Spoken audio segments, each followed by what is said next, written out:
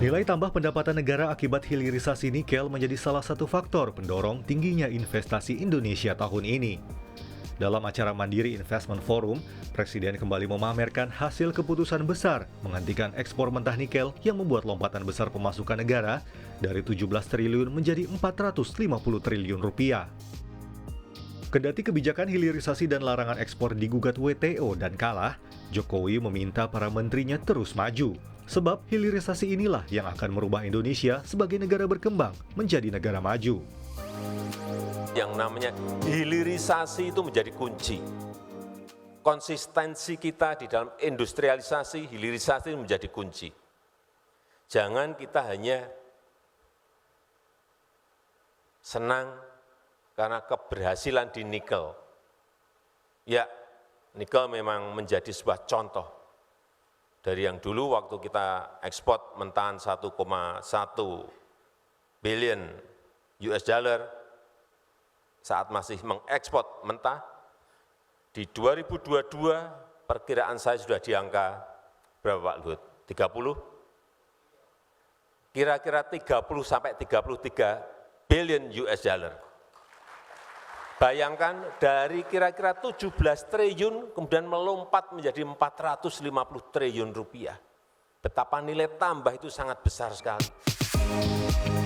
Menanggapi fokus pemerintah dalam upaya hilirisasi, kalangan pengusaha mengharapkan ada kebijakan yang terintegrasi dari hulu ke hilir. Ini yang diperlukan adalah an integrated effort. Jadi harus terkoordinasi semuanya antara hulu dan hilirnya. Sehingga apa? Sehingga tadi yang Pak Reddy sampaikan juga bahwa investor ini butuh kepastiannya jangka panjang. Karena investmentnya adalah long term. Jadi kalau seandainya kemudian ada satu kepastian dari hulu dan hilirnya ini, dengan dihitung keseluruhannya. Terkadang kan di kita entar pada saat ujung hilirnya yang ngatur kementerian lainnya. Dan yang di hulunya yang ngatur kementerian lainnya.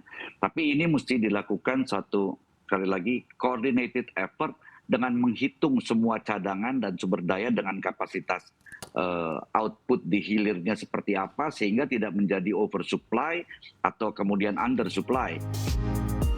Hilirisasi juga disebut akan meningkatkan perekonomian nasional dan mendukung target investasi tahun ini yang mencapai 1.400 triliun rupiah. Cukup ambisius, namun realistis, mengingat melimpahnya potensi sumber daya alam Indonesia.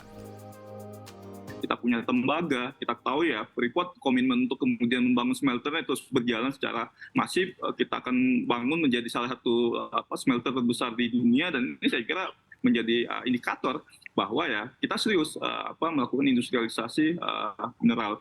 Begitu pula kemudian sektor yang lain ya, boksit, kemudian timah ini saya kira juga harus kemudian dilakukan industrialisasi agar kemudian ini bisa menjadi potensi ekonomi nasional dalam rangka meningkatkan nilai tambah.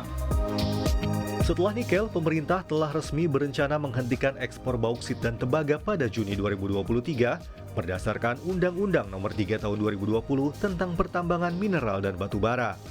Hal ini dilakukan demi melanjutkan hilirisasi komoditas bauksit dan tembaga di tanah air setelah berhasil konsisten melakukan hilirisasi nikel.